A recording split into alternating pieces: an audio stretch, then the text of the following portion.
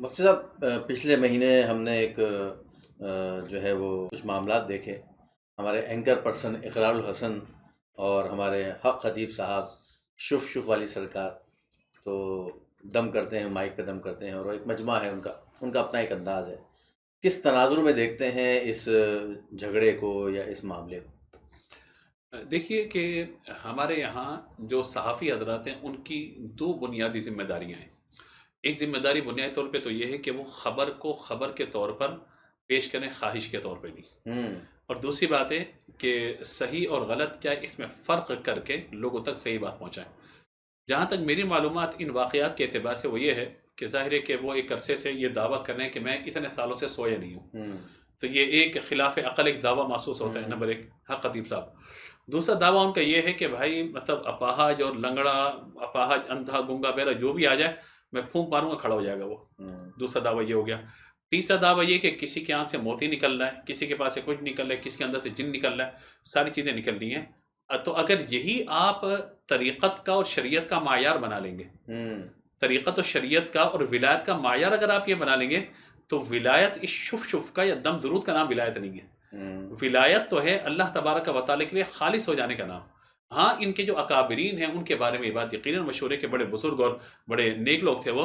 اب ایک شخص کے جس کی داڑھی شرع کے مطابق نہیں ہے، بقول اقرار الحسن صاحب کے دیگر لوگوں کے ہم حقیقت سے آشنا نہیں ہیں کہ ان کو قرآن درست طور پہ پڑھنا بھی نہیں آتا، اور جو وہ شعبدے بازی کر رہے ہیں، دم درود اپنا کر رہے ہیں. دیکھیں ہو سکتا ہے کہ ان کے دم میں طاقت آ گئی ہو سکتا ہے کہ کچھ انہوں نے اوراد و وظائف پہ چلہ کر لیا ہو اور اتنا عبور حاصل کر لیا ہو کچھ تعویذات پہ، کچھ وظائف پہ، کہ ان کے دم میں واقعی اثر ہو گیا ہو. اور یہ ہو سکتا ہے، پھر ناممکن بات نہیں ہے. میں آپ کو چند وظائف دے دوں اور اس پر کہوں کہ آپ ان کام کو کریں، آپ دم کریں گے کام ہو جائے گا. اللہ کے کلام میں تو برکت، اللہ کے کلام میں بالکل برکت ہے. چاہے وہ بسم اللہ الرحمن الرحیم نہیں پڑھ کے بندہ کر رہا ہو بولے، مطلب وہ صرف الف لام میم ہی پڑھ لے، لیکن مسئلہ یہ ہے کہ یہ ہے عامل ہونا.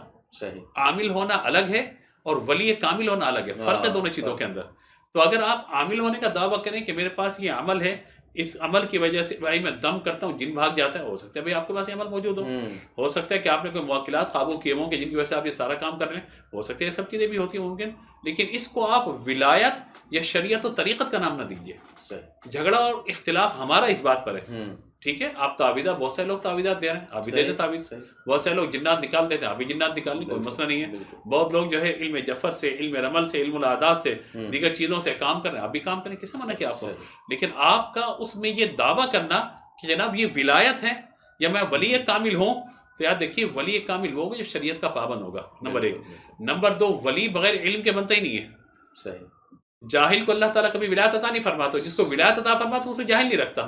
تو یہ تمام چیزیں دیکھنے کے بعد ہمیں اندازہ یہی ہوتا ہے کہ کچھ نہ کچھ ظاہر ہے کہ اعمال ان کے پاس ایسے یقیناً ہوں گے کہ جو دم کریں تو کینسر کے مریض صحیح ہو جائیں، دم کریں تو یہ ہو جائیں. ایسا ہو سکتا ہے، ڈاکٹر کے پاس جا کے دوائی لیتے ہیں تو وہاں بھی ہو سکتا ہے. لیکن اس کو ولایت کا نام یا کرامت کا نام دینا یہ اسلام کے ساتھ بھی زیادتی ہے اور دین اسلام پہ ایک تہمت ہے. ان چیزوں سے اجتناب کرنا چاہیے.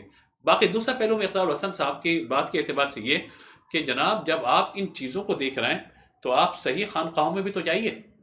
اگر آپ نے مشن آپ نے یہ بنا لیا کہ آپ ان لوگوں کو بے نقاب کریں گے، تو دوسری گزارش آپ سے یہ، آپ صحیح لوگوں کے پاس بھی تو جائیے.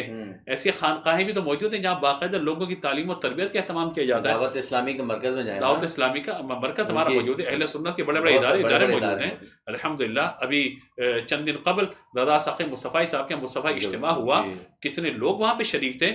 اس طرح سے اہل سنت کے بہت سارے ایسے لوگ موجود ہیں جہاں مدارس بھی ہیں اور ساتھ میں خانقاہی نظام بھی ہے. میں آپ کو یہ بات بھیرا شریف پیر کرم شاہ صاحب الحضری صاحب کا ادارہ، میں سمجھتا ہوں کہ اتنا بڑا جو کام کر رہا ہے اس وقت وہ، آپ اس ادارے میں جا کے دیکھیے.